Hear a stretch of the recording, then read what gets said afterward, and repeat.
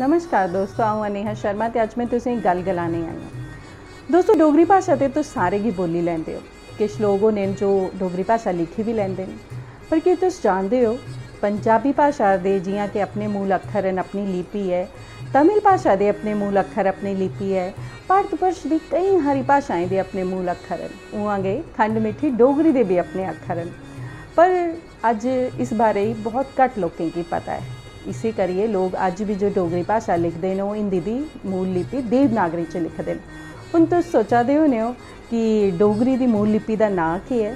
डोगरी की मूल लिपि का नाम है डोगरी नौवें अक्खर। आज़ादी थमां पैह्ले साढ़ा सारा साहित्य कम्म काज साढ़ी लिपि च गै होंदा हा। लीलावती, व्यवहार गीता, रणबीर दंड विधि एह् जियां किताबां ते बाकी साहित्य सब कुछ साढ़ी लिपि च गै हा। ते अस डोगरा मित्र तुंदे आस्ते लेई आए हैं एक सुनहरा मौका घर बैठिए अपने अक्षरें गी सिक्खने का। 15 दिन डेली 1 घंटा साढ़े कन्नै जुड़ो ते सिक्खो डोगरी दे अक्षर। आओ डोगरा मित्र कन्नै सिक्खने आं लिपि दा इतिहास, अक्खरें दी बनावट, पढ़ने दा तरीका ते कन्नै सिक्खने आं इसदे डिजिटल टूल्स दे बारे च। ते आऊँ इस कोर्स की इंस्ट्रक्टर शिखा मगोत्रा।